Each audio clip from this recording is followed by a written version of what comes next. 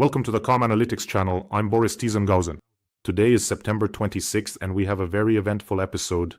In this episode, drones are once again attacking Russian oil refineries. Trump made a high-profile statement about Russia, but NATO has warned the Kremlin. The next incursion by Russian aircraft will be the last. So who is actually launching these unidentified drones over Denmark, Sweden and Norway? And most importantly, where do they disappear to afterwards? And also about how Kim Jong-un will soon acquire nuclear weapons capable of reaching the United States. And about how the US Secretary of Defense is convening an urgent meeting of American generals from all over the world. We'll talk about all this in today's episode. If you're new to this channel, be sure to subscribe so you don't miss future episodes. And as usual, we begin with Modiar's sanctions. Last night, drones once again attacked the Afipsky oil refinery, which is located in the Krasnodar region. Now I'll show you a video where some Russian gentleman tries to express his mixed feelings using some strong language. Take a look.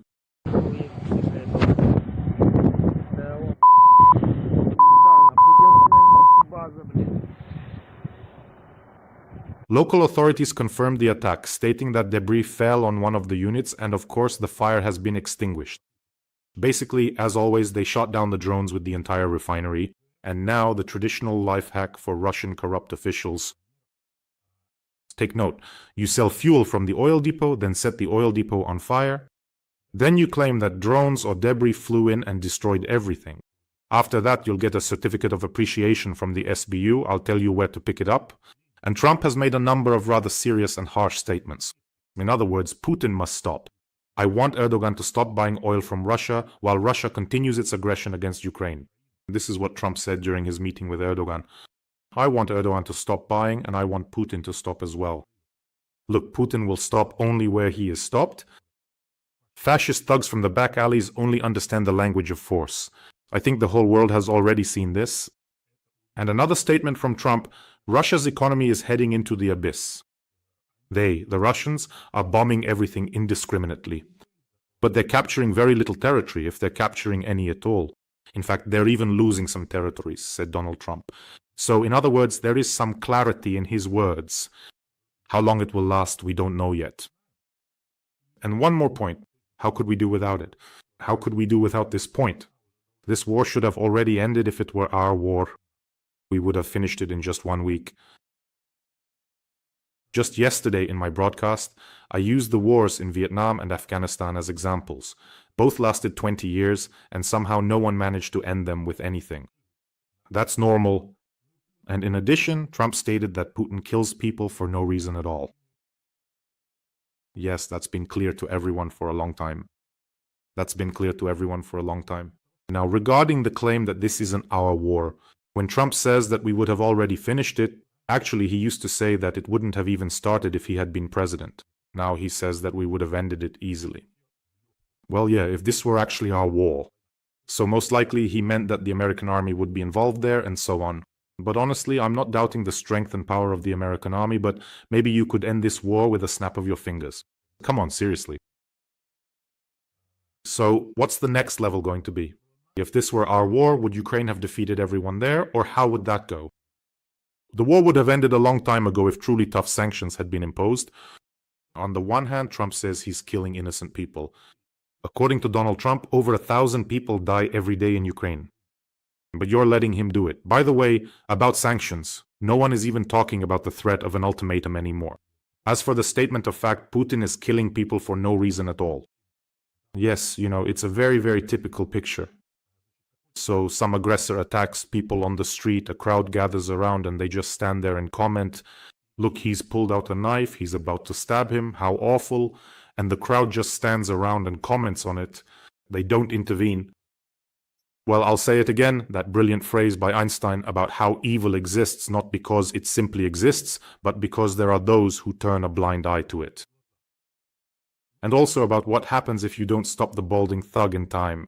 Not to wait like I want Putin to stop, but rather something needs to hit his cockpit so hard that all his sacred values go flying. What happens if you don't stop him? In Denmark, the airport was closed again at night for the 3rd time because of drone threats. In other words, it's already creeping over there. Everything is spreading into Europe now. Some flights were delayed, others were redirected. Let me remind you, earlier drones were spotted over airports and military facilities in Sweden and Norway. And I'll also remind you that 24 specifically Russian drones flew into Poland. And Russian fighter jets violated the airspace of NATO countries. So all of this is happening right now. And by the way, unidentified drones were also spotted in France. There, apparently they were quadcopters, although now people are already being overly cautious. There you have it. Well, look at what's happening with these drones. It's an amazing story. With the drones in Denmark, Russia called the repeated drone flights into Denmark a staged provocation. I quote the Russian embassy in Denmark, "Undoubtedly, this provocation will be used as a pretext for further escalation of tensions in the interests of those forces who are doing everything possible to prolong the Ukrainian conflict as much as possible." The Russian side categorically rejects any speculation and involvement in the incidents. And now, let's take a look at what really happened there. Well, as they say, the guilty one always gives himself away. Someone, I'm not sure who, maybe in other countries, feels the need to justify why drones are flying over the airport in Denmark. And these guys showed up. It wasn't us. No one even asked them yet. It wasn't us. They know they'll be the first to be blamed. I don't know, did the Indian or Kazakh embassy come out and say we reject the accusations? Of course not, because everyone always immediately suspects the most vile scoundrel, which right now is the Russian Federation and its leaders.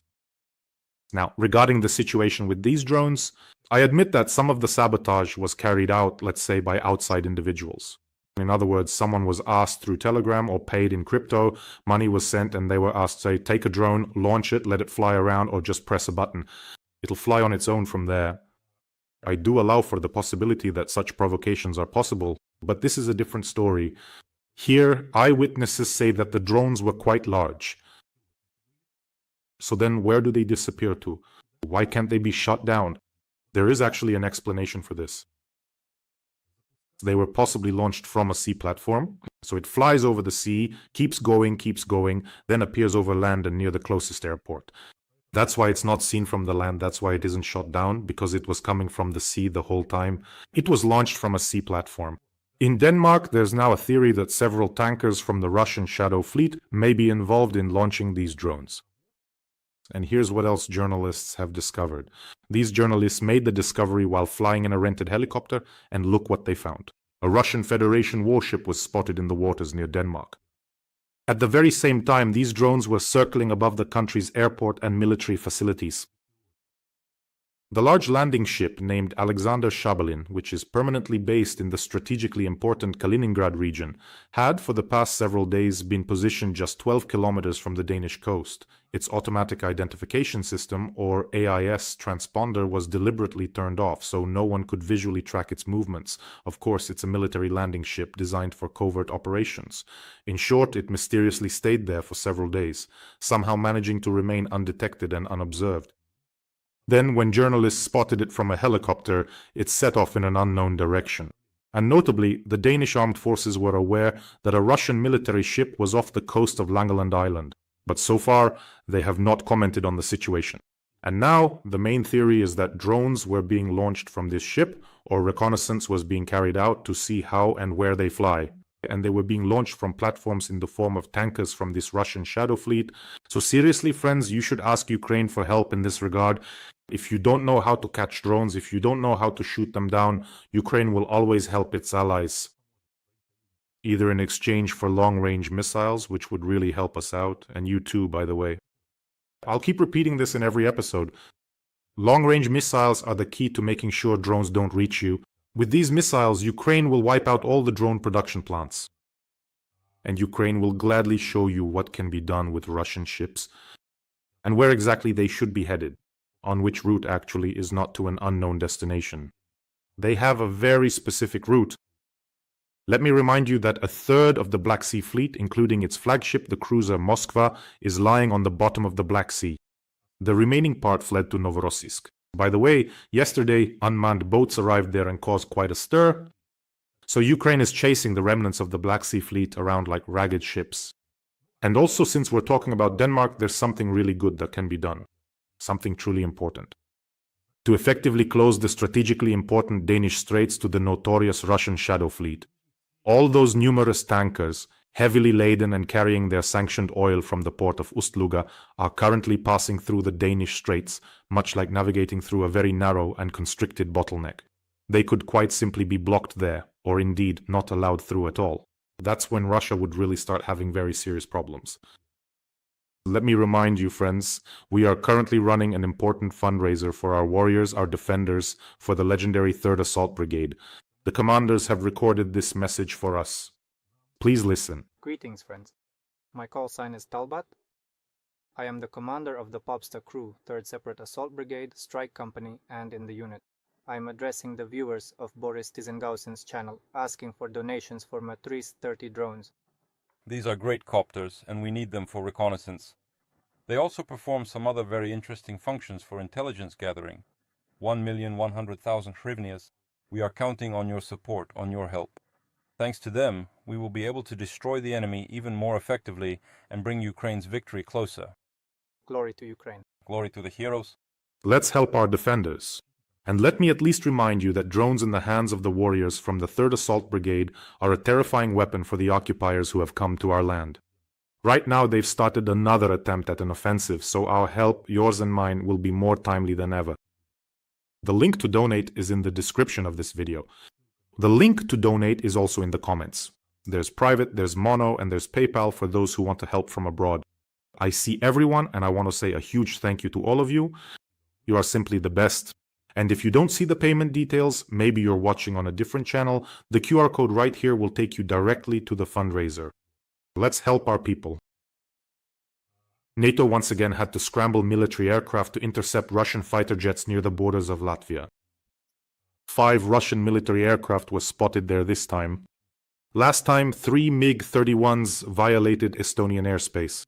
This time there are already 5, 3 MiGs, 1 Su-30 and 1 Su-35. In general, according to NATO, they were violating international flight safety regulations. Hungarian fighter jets were scrambled for the interception. And there's also important information, as Bloomberg is reliably reporting, that the Russian government officials were given a very specific and stern warning not to undertake this kind of action again in the future. Every voice matters. Join our community, support independent journalism and help us bring you the truth from Ukraine. Become a member of Ukraine today. Join us now.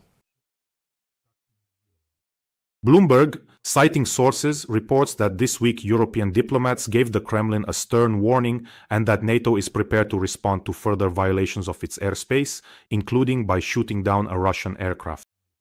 In other words, they are reporting on a tense meeting in Moscow, which was held by representatives from Britain, France, and Germany with one of the Russian diplomats. So, according to their version, in response, the Russian diplomat made it clear that these violations of NATO countries' airspace were a response to Ukrainian attacks on Crimea. He stated that these operations would have been impossible without NATO's support. I would just like to remind you that previously the Russians claimed that their aircraft had not violated NATO airspace. So it turns out they did violate it after all, and this is their retaliation for the attacks on Crimea. And let me also remind you that Crimea has been attacked many times, the bridge was blown up, and the Black Sea Fleet was driven out of Crimea.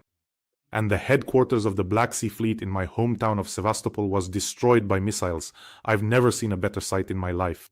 So why didn't Russian planes retaliate back then, but now they've suddenly decided to take revenge? By the way, in what way has NATO recently participated in the attacks? Reconnaissance? Yes, possibly, but they always do that. They conduct reconnaissance. By the way, let me just remind you that this week the special unit of the GUR primaries Ghosts carried out 3 successful attacks on Russian aviation and radar stations. They destroyed 4 Mi-8 helicopters, 2 BE-12 amphibious aircraft, and 2 AN-26 military transport planes. Excellent work. They also destroyed several more radar stations, including coastal ones. They blinded them a little. Now it will be harder to see with just one eye what's flying toward you. Special thanks to the GUR Promara unit for cleansing my native Crimea of filth. By the way, friends, don't forget to subscribe to this channel. People who are truly in the know often say that a calm and thorough analysis genuinely helps to keep your canteens from whistling loudly at the most inconvenient and unexpected moment. So, as they frequently say, please do subscribe and the Cuckoo Ensemble will certainly not go on an unplanned or unforeseen trip. A little bit of calm never hurts.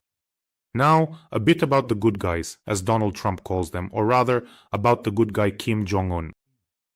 North Korea is in the final stages of developing an intercontinental ballistic missile capable of striking the United States. This was stated by South Korean President Lee Jae-myung. Well, while some people were busy deciding who to make deals with or where to buy rare earth elements, the club of dictators formed a kind of mutual support circle, actively helping each other. Soon, the entire club of dictators will be nuclear, without exception. China, Russia, North Korea, there you go. Iran is now finishing its bombs somewhere in bunkers underground. And as for Lukashenko, he's already received a couple of warheads from Putin, as they say. That's it, the whole club of dictators is complete. Now all that's left is to set up Maduro in Venezuela, send some Iskanders over there, and everything will be just great. Yes, as they say, that's it. And by the way, Lukashenko and Putin are now hobnobbing at the Global Nuclear Forum in Russia, and just a second.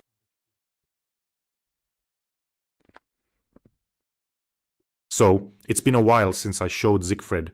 Here he is, trying to open the door with his foot. Well, when the leather one isn't serving, you have to do everything yourself, as they say. So, Lukashenko and Putin are hobnobbing at the Global Nuclear Forum in Russia, and Lukashenko thanked Putin there for making Belarus, and I quote, a true nuclear power. Well, that's it, everything I've been saying. Now they're all nuclear dictators and little dictators. Also, Lukashenko said that the hazel tree is already on its way to him. I don't know about the hazel tree, whatever that means, but his mind is definitely going off the rails. You can see it from time to time. He's been making some pretty wild statements lately. And by the way, at that same nuclear forum is the head of the IAEA, Mr. Grossi. By the way, Mr. Grossi is one of the candidates for the new UN Secretary General to replace Guterres. What's that about?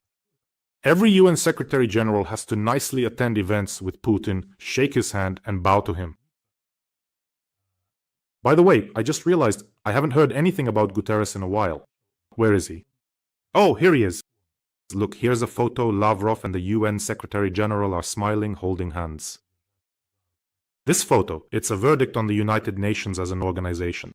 I also remember how Guterres attended the BRICS summit in Kazan, happily shook Putin's paw, even bowed a little like this. And at the Kazan airport he was eating Tatar chak-chak, enjoying the sweets, everything tasted so good to him. Meanwhile, at that very moment, Putin was killing peaceful Ukrainian civilians. Well, the Organization of Concerned Nations should be disbanded. That is, I think it should at least be seriously reformed. And by the way, people are already openly talking about this. Finally, the President of Finland, Alexander Stubb, has called for UN reforms. No country should have the right to veto in the UN. A member of the UN Security Council should lose its voting rights if it violates the UN Charter. Hallelujah. The President of Finland is absolutely right. This Guterres club, it's time to shut it down. Long overdue.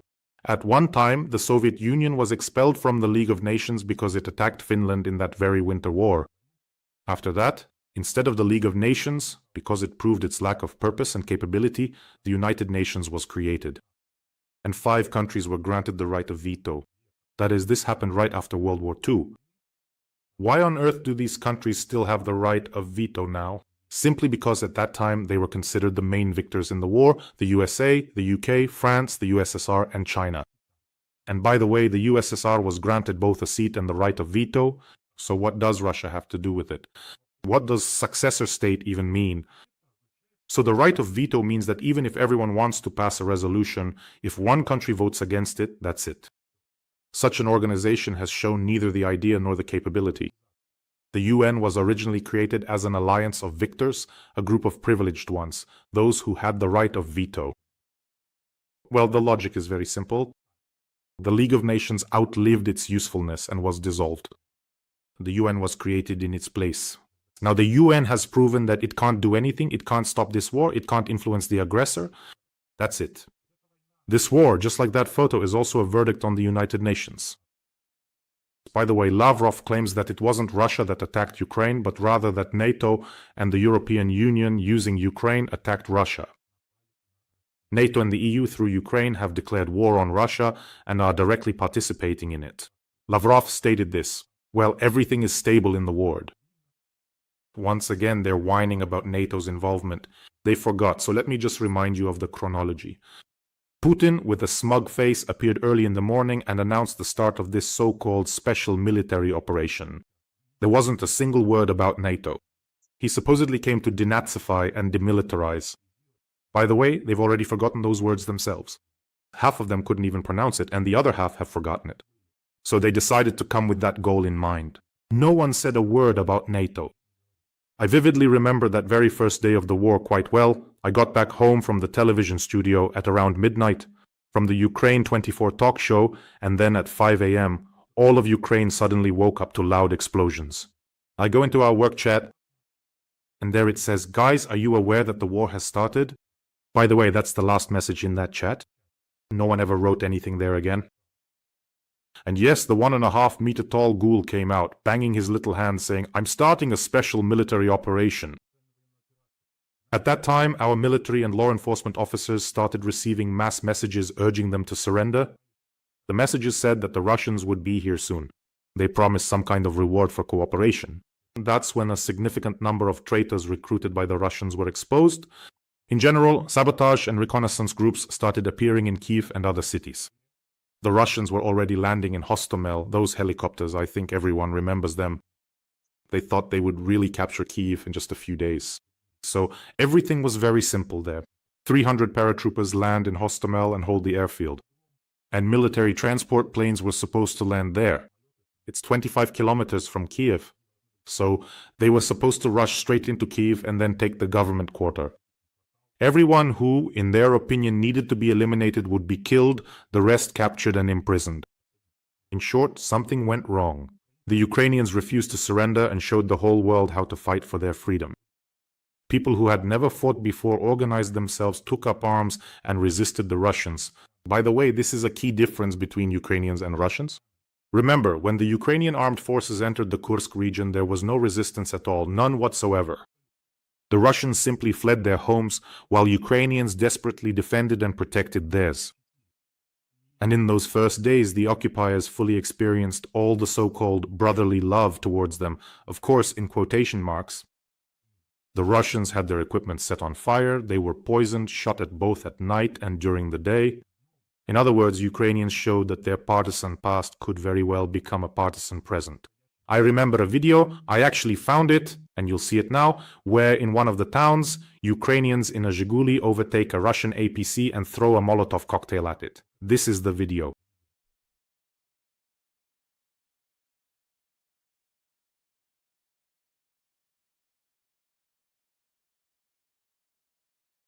They understood perfectly well that they could be shot at from that APC at any moment. And there were hundreds of such cases.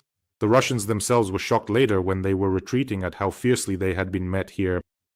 And one more piece of news, this is all to say that now he's going around claiming that NATO or someone else started the war against him, but everyone remembers everything very well. Just because Putin doesn't use the internet doesn't mean that other people in the world are backward. Another piece of news, which I find very alarming, U.S. Secretary of Defense Pete Hegseth has ordered hundreds of American generals and admirals from around the world to urgently gather in Virginia next week, without specifying the reason. This was reported by the Washington Post citing a source. Naturally, this has caused some anxiety, and the invitations were sent to military personnel with the rank of brigadier general and above. Moreover, the location is known, the military base in Quantico. In general, no one understands what's going on. The first thing I thought of was, what about security? I mean, just imagine, they want to gather generals and admirals from all over the world at one military base in Quantico in a pretty short time frame, and tell them something there. And right away I thought about the security issue. I mean, somehow it already ended up online. People already know where and when. It's very strange. And there was talk that this might be connected to a reduction in military leadership. Now really seems like the perfect time to downsize as I see it, right on the threshold. And now, our traditional segment. Donald is my friend, but oil is more valuable. Orban emerged from his lair and responded to Trump's statement. Donald Trump, let me remind you, said that he could persuade Budapest to give up Russian oil. But Orban replied that Hungary is a sovereign country and decides for itself what to do. For Orban, Russian oil is a vital resource. Let me remind you, without Russian oil, his regime is finished. I hope we'll see that in next year's elections. In the meantime, the best sanctions are the Modia sanctions. The GUAR and the SBU will dismantle the Druzhba oil pipeline for spare parts. Well, some people who really love it can carry it from Russia by the bucketful. By the way, after these strikes on Russian oil refineries, there's a pretty serious fuel crisis. Gas stations are closing en masse, and there are huge lines for gasoline. Now I'm wondering, can we still call Russia a gas station country? It turns out that some truly remarkable Ukrainian heroes can actually change that entire narrative. And now, for the significant news I specifically saved for the very end of this episode, because it quite literally came out just about 5 minutes before I commenced recording. He has passed away. Sorry, it's hard to speak. This news is just like that. The Russian propagandist Tigran Keosayan has died. This was reported by his wife, Margarita Simonyan. Let me remind you that he and his wife did a lot to promote the war and justify it. And when his wife Simonyan was crying and saying, "I come to him, I talk to him," he reaches out his hands to me somehow. Well, apparently he's now stretched out his legs as well. I don't know, maybe they'll have a memorial service or ask Putin to wait so they can all be received together, as they say, in bulk, but no one can escape karma. Karma is a bitch, as they say, which translated means karma is a rather unpredictable woman. Well, friends, take care of yourselves and your loved ones. Let's help our heroes and welcome the assault brigades. Let's contribute to this fundraiser. Wishing us all a peaceful day and glory to Ukraine.